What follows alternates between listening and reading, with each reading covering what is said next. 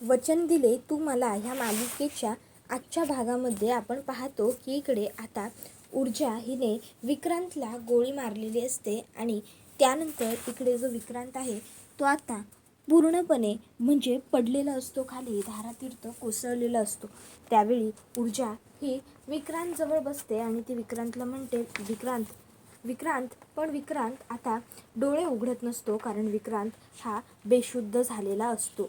आणि त्यानंतर मग मात्र आता इकडे ऊर्जाला कळत नाही की आता मी काय करू.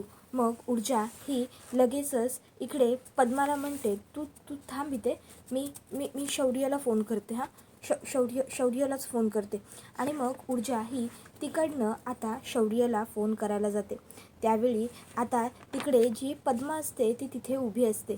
पद्मा ही विक्रांत विक्रांत विक्रांत असं म्हणत खाली बसते आणि आता ती विक्रांतच्या हाताला हात लावते, पण विक्रांतच्या हाताची तिला काहीही हालचाल जाणवत नाही, काहीच मुवमेंट नसते. आता काहीच मुवमेंट नसल्यामुळे मग ती विचार करते की मी फोन घरीच केला पाहिजे. मग आता ती विचार करते, नाही पण मी कोणाला सांगू. इतक्यात तिकडे ऊर्जा येते. तोपर्यंत मग पद्मा ही ऊर्जाला सांगते, मेलाय तो. त्यावर हे ऐकून ऊर्जाच्या पायाखालची जमीनच सरकते. ऊर्जा म्हणते, काय? त्याबरोबर मग आता तिला लगेचच पद्मा म्हणते, होय विक्रांत नाही आहे जिवंत. आता हे ऐकून मग मात्र काय बोलावं आणि काय नाही हे ऊर्जाला काही सुचतच नाही. ऊर्जासुद्धा पूर्णपणे घाबरलेली असते. ऊर्जा विक्रांतच्या जवळ बसते आणि विक्रांतला म्हणते, विक्रांत विक्रांत उठ ना विक्रांत. पण विक्रांत उठत नसतो. तोपर्यंत त्या ठिकाणी तिथे पोलीस आलेले असतात. आता पोलीस तिकडे येतात आणि मग पोलीस ताबडतोब ज्या ठिकाणी ऊर्जा आणि पद्मा असतात विक्रांत बरोबर त्या ठिकाणी आता निघालेले असतात. आणि मग आता पोलीस तिकडे जातात. तोपर्यंत इकडे पद्मा ही ऊर्जाला म्हणत असते, मेलाय तो, मेलाय. त्याबरोबर मग मात्र इकडे आता ऊर्जा ही पूर्णपणे खचलेली असते, कारण हे जे काही झालेलं असतं त्यामुळे ऊर्जालासुद्धा खूप मोठा धक्का बसलेला असतो. आणि मग आता इकडे ऊर्जा ही त्या बंदुकीकडे बघत असते, विक्रांतकडे बघत असते. तोपर्यंत पोलीस तिकडे येतात आणि पोलीस म्हणतात, ॲडव्होकेट ऊर्जा शिंदे, काय हे सगळं? तुम्ही केलं आहे का हे सगळं? तुम्ही तुम्ही मारलं आहे का विक्रांतला? त्याबरोबर मग मात्र आता ऊर्जा म्हणते, नाही नाही मी मी हो म्हणजे मी ते त्याबरोबर इकडे हर्षवर्धनला फोन आलेला असतो. आईसाहेब विचारतात की शौर्याचा फोन आहे का हर्षवर्धन? त्यावेळी हर्षवर्धन गप्प बसायला सांगतो आणि मग आता तो ठीक आहे असं म्हणत फोन कट करतो.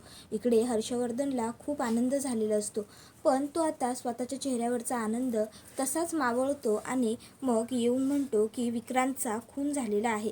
त्यावर हे ऐकून आता सगळ्यांनाच खूप मोठा धक्का बसतो. तर दुसऱ्या बाजूला इन्स्पेक्टर साहेबांनी इकडे ऊर्जाला अटक करून आणलेलं असतं थेट पोलीस स्टेशनमध्ये. आणि मग आता तिला विचारत असतात की तुम्ही केलं का हे सगळं? तुम्ही मारला का त्या विक्रांत शिर्केला? का केला तुम्ही त्याचा खून? काय मिळालं तुम्हाला त्याचा खून करून? मॅडम, अहो तुम्हाला कळतंय का तुम्ही कोणाचा खून केलाय? तुम्ही आमदार दिग्विजय शिर्के यांच्या एकुलत्या एका मुलाचा खून केलेला आहे. आता ते तुम्हाला सोडणार नाही आहेत. मॅडम, तुम्ही खूप मोठ्या ह्या केसमध्ये अडकणार आहात. काय गरज होती तुम्हाला हे सगळं करण्याची? कशासाठी केलं तुम्ही हे सगळं? त्यावेळी मग मात्र आता ती काहीच बोलतच नसते. इन्स्पेक्टर साहेब प्रश्न विचारत असतात, पण ऊर्जा मात्र तशीच गप्प बसलेली असते, शांत. त्यावेळी इन्स्पेक्टर साहेब हे लगेचच आता त्यांच्या ज्या कॉन्स्टेबल असतात त्यांना म्हणतात की तुम्ही यांचं तोंड उघडा. त्याबरोबर त्या ज्या कॉन्स्टेबल असतात त्या ऊर्जाला म्हणतात, मॅडम बोला, काहीतरी सांगा आम्हाला. मॅडम मॅडम बोला, तोंड उघडा मॅडम. त्याबरोबर मग ऊर्जा काहीच बोलत नसते, कारण म्हणजे काय बोलावं आणि काय नाही ऊर्जाला काही कळतच नसतं ना. त्यानंतर इकडे आता पार्टीसुद्धा थांबते आणि पार्टीमध्ये जे 2 लोक असतात त्यातले लोक आता त्यांच्याकडे बघू लागतात. तर इकडे विक्रांतचा खून ऊर्जाने केलेला आहे असं हर्षवर्धन आईसाहेबांना सांगतो. आईसाहेब म्हणतात की नाही हे असं काही ऊर्जाच्या हातून घडणं शक्यच नाही आहे. त्यावेळी तो दुसरा जो माणूस असतो तो पटकन मध्ये बोलतो की नाही नाही, हे ऊर्जाचंच बोलणं मी ऐकलं होतं. ऊर्जा फोनवरती विक्रांतला म्हणाली होती की विक्रांत थांब, मी तुझा जीव घेईन म्हणून. तसा दुसरा व्यक्ती म्हणतो आणि बघा त्या विक्रांतचा जीव गेलासुद्धा. बापरे, खरंच म्हणजे ऊर्जाचाच ह्या सगळ्याशी काय बोलावं आता ह्या सगळ्या प्रकरणाला, आणि ऊर्जाने हे सगळं काय करून ठेवलं आहे. त्यावेळी मग आईसाहेब तिकडे येतात आणि म्हणतात, हे बघा मी तुम्हा सगळ्यांच्या समोर हात जोडते आणि आजची पार्टी मी इथेच थांबवते. पण प्लीज आता तुम्ही सगळ्यांनी आम्हाला आमचा कौटुंबिक वेळ दिलात तर बरं होईल. त्याबरोबर लगेच सगळे लोक तिकडनं निघून जातात. इन्स्पेक्टर साहेब हे ऊर्जाला म्हणत असतात, मॅडम बोला, तुमच्या बंदुकीतून जी गोळी झाडली गेली त्याच्यानेच विक्रांत दिग्विजय शिर्के ह्याचा खून झाला ना मॅडम. अहो तुम्ही जर बोललाच नाही तर आम्हाला कळणार काय आहे. बोला मॅडम बोला, तुम्ही मारलत ना विक्रांत शिर्केला. मग ऊर्जा म्हणते, नाही मी नाही मारला. हो म्हणजे मी मला म्हणजे माझ्या बंदुकीतून जी गोळी चालवली गेली ना ती लागली कदाचित, आणि कदाचित त्याचा जीव गेला. पण माझ्या मनाला असं वाटत नाही आहे की मी मी मी मी चालवलेल्या बंदुकीतून म्हणजे त्याला गोळी लागली किंवा त्याचा जीव गेला. खरंच मला मनापासून असं नाही वाटत आहे. आता ऊर्जा जेव्हा बोलते की मला मनापासून नाही वाटत आहे असं, त्याबरोबर इन्स्पेक्टर साहेब ऊर्जाला म्हणतात, मनापासून नाही वाटत आहे म्हणजे.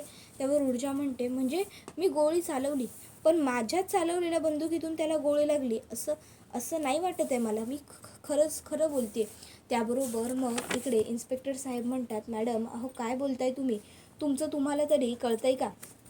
आणि मॅडम अहो आता तुम्ही कितीही हे असं खोटं बोललात तरी त्याचा काय फायदा होणार आहे.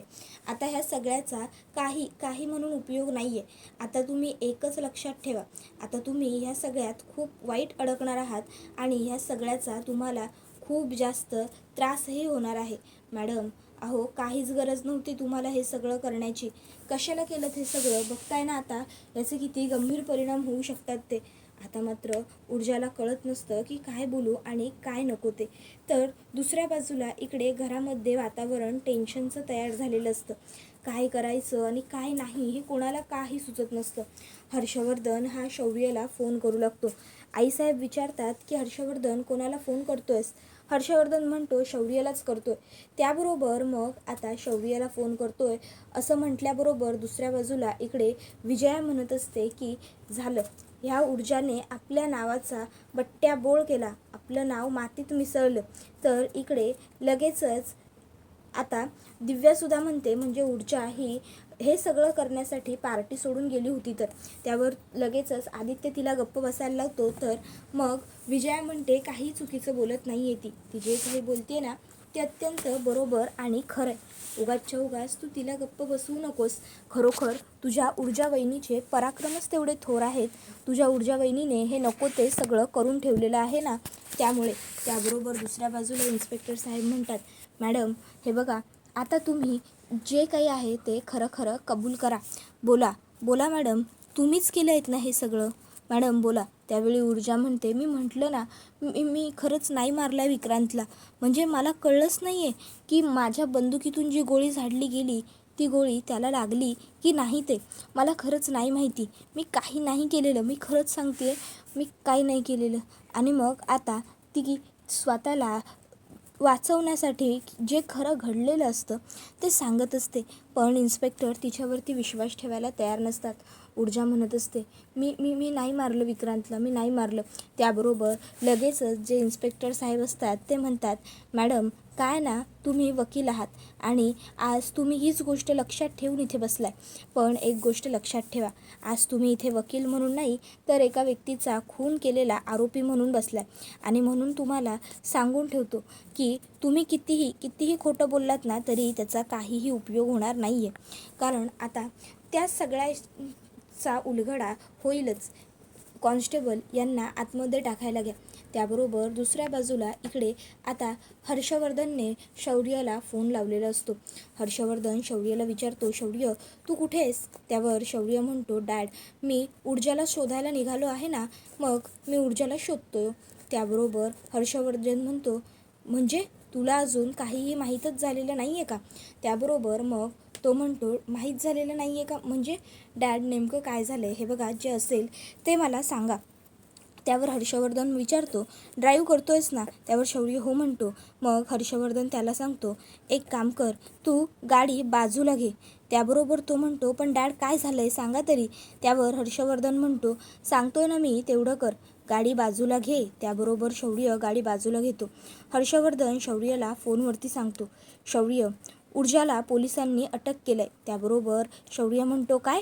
त्यावर तो सांगतो, हो, त्या विक्रांत दिग्विजय शिर्केचा खून झालेला आहे आणि त्या खुनाच्या आरोपाखाली पोलिसांनी ऊर्जाला अटक केलेली आहे.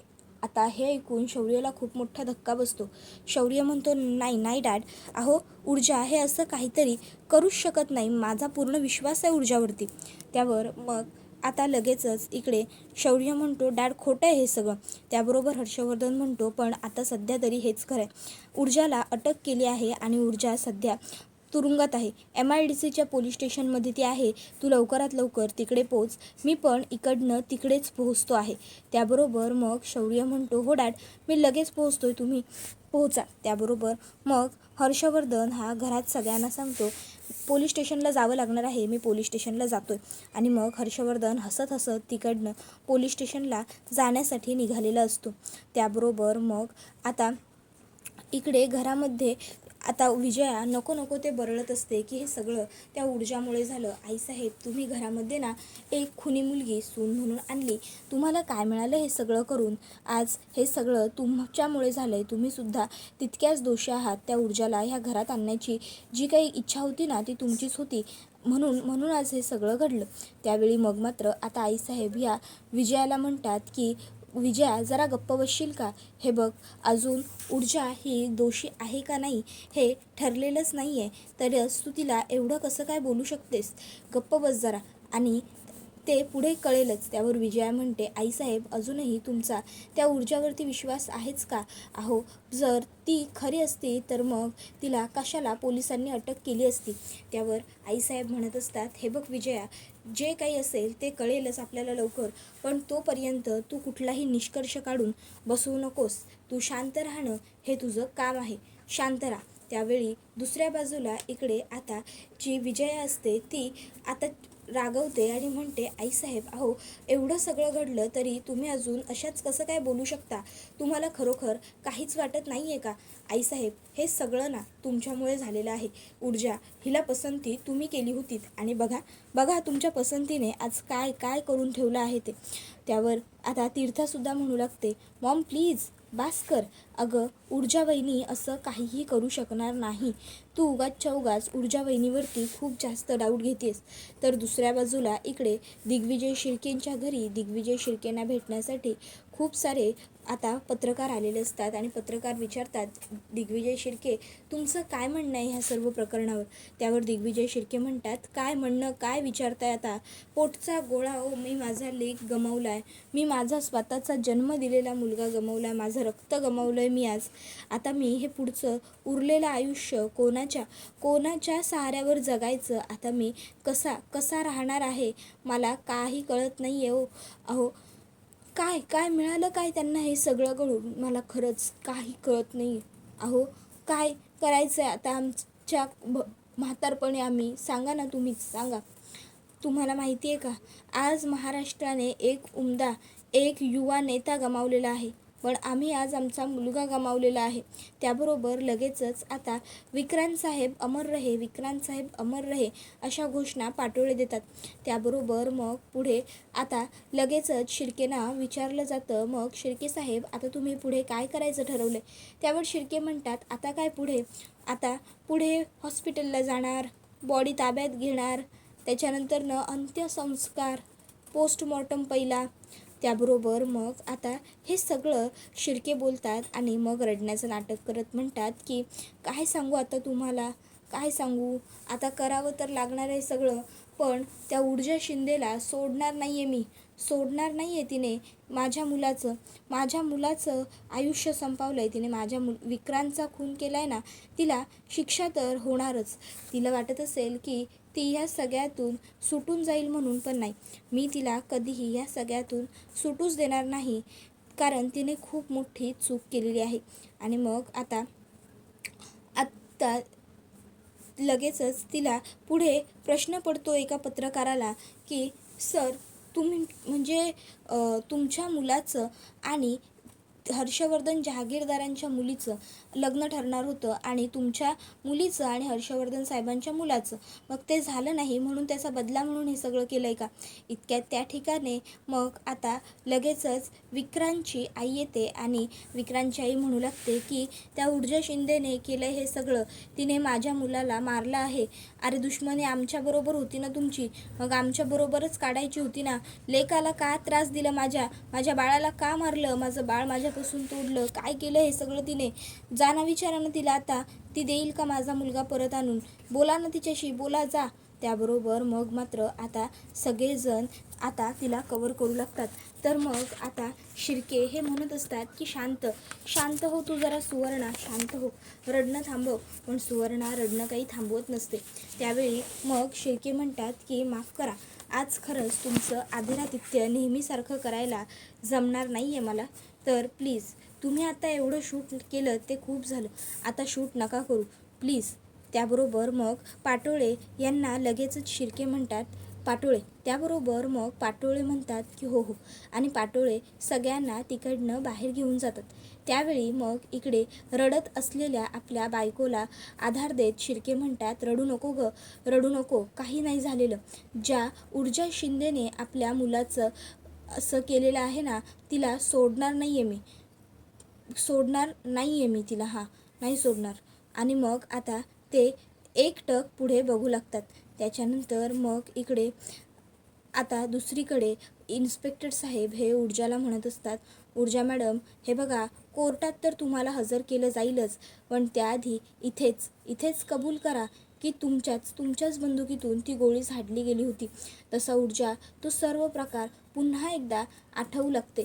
आणि मग ऊर्जाला राहून एकच वाटत असतं की जरी माझ्या बंदुकीतून गोळी झाडली गेलेली असली तरीसुद्धा ती गोळी विक्रांतला लागली नाही आहे. मग आता ऊर्जा येऊन जाऊन तेच इन्स्पेक्टर साहेबांना सुद्धा सांगते की हे बघा इन्स्पेक्टर साहेब, माझ्या बंदुकीतून गोळी जरूर झाडली गेली, पण त्याबरोबर मग ते विचारतात की मग काय? ती म्हणते की ती गोळी त्याला लागली असेल असं माझ्या मनाला नाही वाटत आहे. त्याबरोबर मग आता इन्स्पेक्टर साहेब म्हणतात गोळी झाडली गेली असेल पण तुमच्या मनाला नाही वाटत आहे. ॲडव्होकेट ऊर्जा शिंदे, तुम्हाला काय वाटतं, कोर्टामध्ये जज तुमच्या मनाचा विचार करणार आहेत का आणि पुरावे बघणार नाही आहेत का? त्याबरोबर मग आता ती म्हणते पण त्याबरोबर मग लगेचच इन्स्पेक्टर साहेब म्हणतात की मॅडम तुम्हीच विक्रांतला मारलेलं आहे. त्यावर ऊर्जा म्हणते नाही हो, नाही, मी नाही मारलेलं विक्रांतला. त्याबरोबर मग आता इन्स्पेक्टर साहेब म्हणतात मॅम, सगळे गुन्हेगार हे असंच म्हणतात की मी नाही केलेलं म्हणून, आणि तुम्हीसुद्धा तेच करताय, पण विक्रांतला तुम्हीच मारलं आहे. तुमच्याच बंदुकीतल्या गोळीने त्याचा जीव गेलेला आहे आणि हे विसरून चालणार नाही. अटक करा आता यांना. त्याबरोबर मग आता लगेचच ऊर्जाला अटक केली जाते. त्यानंतर मग आता ऊर्जा ही शांत असते एकदम, तिला काही सुचत नसतं, ती काही बोलत नसते. तर इकडे आता हर्षवर्धन हा शौर्यला सांगतो, शौर्य अरे एखादा चांगलासा वकील बघ आणि त्याच्या हातात ही केस दे, ही केस खरोखर खूप अवघड आणि कॉम्प्लिकेटेड आहे. त्यावेळी मग शौर्य म्हणतो डॅड, मग तुम्हीच का घेत नाही ही केस? त्यावेळी मग मात्र हर्षवर्धन गप्प बसतो. तसा शौर्य ऊर्जाकडे जातो आणि ऊर्जाला सांगतो की ऊर्जा, ही केस डॅडच लढतील, तू काहीच काळजी करू नको, ह्या सगळ्यातून तू बाहेर पडशील. त्यावर हर्षवर्धन म्हणतो की हो ऊर्जा, ही केस मी लढेन, पण माझी एक अट आहे, मी जे तुला सांगेन ते तुला करावं लागेल, तरच मी ही केस लढेन आणि तुला ह्या सर्व प्रकरणातून बाहेरसुद्धा काढेन. त्यावर मग मात्र आता ऊर्जा काहीच बोलत नसते, ती निरुत्तर असते. आणि हा व्हिडिओ इथेच संपतो. व्हिडिओ आवडला असेल तर व्हिडिओला लाईक करा, चॅनलवर नवीन असाल तर चॅनलला सबस्क्राईब करा आणि तुम्हाला ही मालिका कशी वाटते हे आम्हाला कमेंटमध्ये नक्कीच सांगा. चला तर मग आजच्या पुरतं इथेच थांबूया. पुढचा व्हिडिओ येईपर्यंत या व्हिडिओचा छान पद्धतीने आनंद घेत राहा.